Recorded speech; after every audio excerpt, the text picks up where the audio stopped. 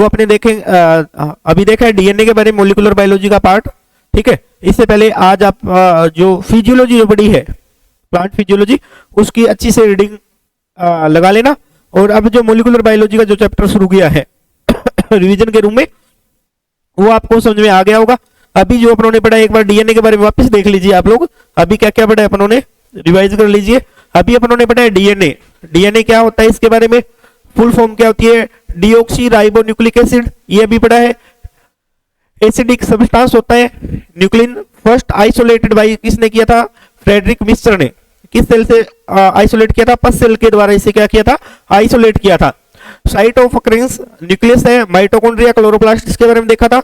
Altmann ने terms use की थी nucleic acid, nucleic acid term किसने यूज की थी, अल्टमान ने। उसके बाद कौन से साइंटिस्ट आए थे, फिशर नाम के साइंटिस्ट थे, जिन्होंने नाइट्रोजन बेस के बारे में बताया था। किसके बारे में बताया था, नाइट्रोजन बेस के बारे में। उसके बाद लेविन नाम के साइंटिस्ट आए थे, इन्होंने फॉस्फेट एंड नाइट्रोजन बेस के बारे में बताया था, रिपोर्ट की थी फॉस्फेट एंड नाइट्रोजन बेस के बारे में, ठीक है। याद हो रहा है ना, इसमें आएगा कि सुनने को मिलेगा आपको।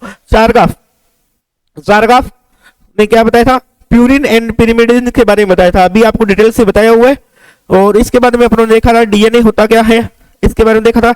डीएनए क्या बताया था आप लोगों को, अभी बताओ डीएनए क्या है, पॉलीमर, डीऑक्सी राइबो न्यूक्लियोटाइड की क्या है, पॉलीमर है। किसका पॉलीमर है, डीऑक्सी राइबो न्यूक्लियोटाइड का। याद आ रहा है ना अभी जो पढ़ा है।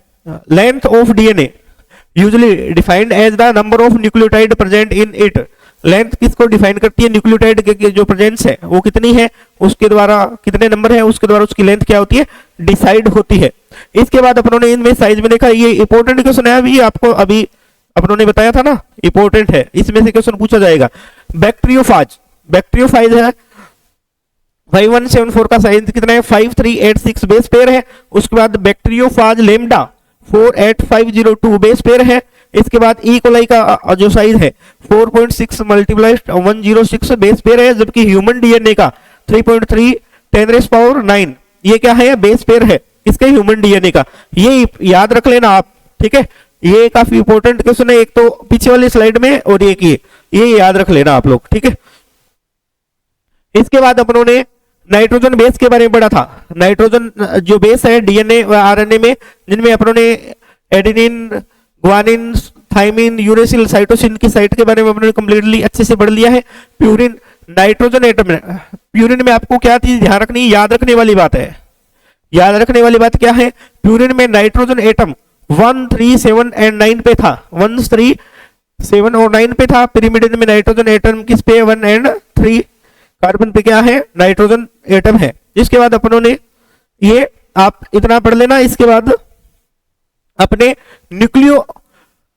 न्यूक्लियोसाइड है, इसके बाद अपने नेक्स्ट लेक्चर में पढ़ेंगे, क्योंकि अभी आपने प्लांट फिजियोलॉजी पढ़ ली है और मोलिकुलर बायोलॉजी का कुछ पार्ट आपने अभी देखा है, ठीक है। तो ये काफी इंपॉर्टेंट पार्ट रहेगा। इसके अलावा नीट के अलावा अगर नीट का एग्जाम दे रहे हो बहुत अच्छी बात है, इसके साथ भी कैरियर अपॉर्चुनिटी 12th के अंदर क्या है वो थोड़ा जो जानना आप लोगों के लिए ज्यादा जरूरी है, ताकि क्योंकि हर बच्चे का नीट में अगर नहीं हो पाता 12th के बाद में, अगर अपने जो कैरियर अपॉर्चुनिटी है वो कहीं और तलाश रहे हैं तो आपको कैरियर का पता होना चाहिए। तो आज ही के अंदर न्यूज़पेपर में अपने देखेंगे एम्स मेडिकल प्रवेश परीक्षा के बारे में देखेंगे। मेडिकल प्रवेश परीक्षा इसके बारे में देख लीजिए आप लोग।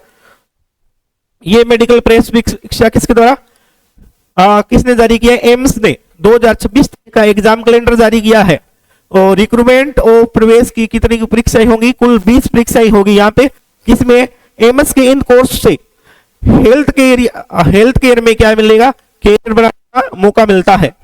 तो देखिए भास्कर की ये रिपोर्ट है, इसमें क्या है बता रखा है, एम्स दिल्ली 2026 में होने वाली परीक्षा कैलेंडर जारी कर दिया है।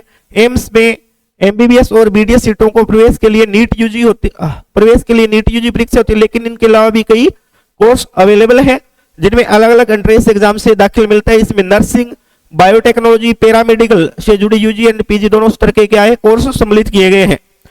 जो छात्र किसी कारण से नीट या यूजी या नीट पीजी में सफल नहीं हो पाते, उनके लिए परीक्षा एम्स में प्रवेश पाने के लिए क्या है विकल्प है। एम्स में 2 बार फेलोशिप परीक्षा होती है, आपको ध्यान रखना है। पहली परीक्षा कब होती है, 18 अप्रैल को। कब होगी, 18 अप्रैल को होगी, और दूसरी परीक्षा कितनी नवंबर को होगी, नवंबर को होगी, 28 नवंबर को होगी, 28 नवंबर को, ठीक है। इस साल एम्स रिक्रूटमेंट एडमिशन से जुड़ी जो 20 परीक्षाएं क्या करेगी, आयोजित करेगी। एम्स कितने 20 परीक्षाओं को जारी करेगी। इसके बाद में देखिए बीएससी नर्सिंग और INI CET सबसे ज्यादा क्या है, डिमांड वाले कोर्स है। कौन कौन से इसमें देखिए, बीएससी नर्सिंग फीमेल कैंडिडेट क्या है इसमें पात्र है, BSc nursing entrance test BSc honours, post basic BSc nursing के लिए है। और इसमें कितनी सीट होती है, 1300 के तकरीबन इसमें क्या है सीट है। पात्रता क्या है इसके लिए, 12वीं में फिजिक्स, 12th में क्या होनी चाहिए, फिजिक्स केमिस्ट्री बायोलॉजी, और क्या है इंग्लिश अनिवार्य है। और सामान्य वर्ग के लिए न्यूनतम जो प्राप्तांक है 12th में वो 55% जरूरी है। पैटर्न क्या होता है, एग्जाम पैटर्न 100 क्वेश्चन इसमें पूछे जाते हैं MCQ। फिजिक्स केमिस्ट्री बायोलॉजी के 30-30 क्वेश्चन आएंगे। कितने हैं, फिजिक्स केमिस्ट्री और बायो के कितने हैं, 30-30 क्वेश्चन है भी, 30 क्वेश्चन प्रत्येक से आएंगे। और 10 जीके के क्या पूछे जाएंगे, क्वेश्चन पूछे जाएंगे। 100 क्वेश्चन हो जाएंगे टोटल। और टाइमिंग कितनी रहेगी, 2 आवर्स टाइमिंग रहेगी इसमें। कितने आवर्स, 2 आवर्स टाइमिंग रहेगी।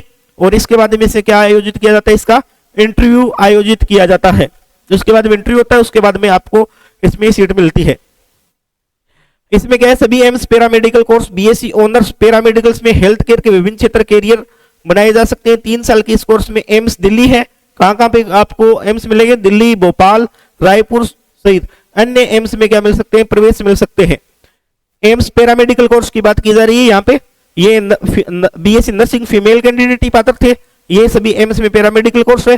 पात्रता ये क्या है, कंप्यूटर बेस्ड टेस्ट होगा, 1.5 घंटे की परीक्षा होती है। इसमें फिजिक्स केमिस्ट्री बायोलॉजी के 30-30 क्वेश्चन पूछे जाते हैं और सही उत्तर का 1 अंक मिलता है और गलत का 1/3 नेगेटिव मार्किंग होती है, जो सभी में होती है। परीक्षा में हिंदी और इंग्लिश दोनों भाषाओं में क्या होती है, कंप्लीट करवाई जाती है। किसका एग्जाम है, पैरामेडिकल कोर्स का। और उसके बाद पीजी के बारे में बताए गए। एम्स के साथ कई संस्थानों में PG, institute of national importance combined entrance test INI CET PG के लिए जनवरी और जुलाई में ये क्या है एग्जाम होते हैं, जिसमें AIIMS GIP MER PGI MER NI MHANS में क्या मिलती है, एडमिशन मिलते हैं। पात्रता क्या है, MBBS पूरा होना चाहिए। इसी के साथ 1 साल का इंटर्नशिप अनिवार्य है। और सरकारी में डिंकल काउंसलिंग में क्या है, रजिस्ट्रेशन क्या है, अनिवार्य है। इसकी पैटर्न 3 घंटे का पेपर होगा। MBBS सिलेबस से 200 क्वेश्चन MCQ पूछे जाएंगे। ये पीजी वालों के लिए भी, जिनकी MBBS पूरी हो गई है, कंप्लीट हो गई है, उनके लिए। फेलोशिप में क्या है, 17,000 का इसमें क्या मिलता है, स्टाइफन मिलता है। फेलोशिप में कितने स्टाइफन मिलता है, 70,000 का स्टाइफन मिलता है। एम्स फेलोशिप प्रोग्राम में 1 से 2 ईयर का क्या है, पोस्ट डॉक्टरेट कोर्स है, जिसमें 2 चरणों की परीक्षा होती है।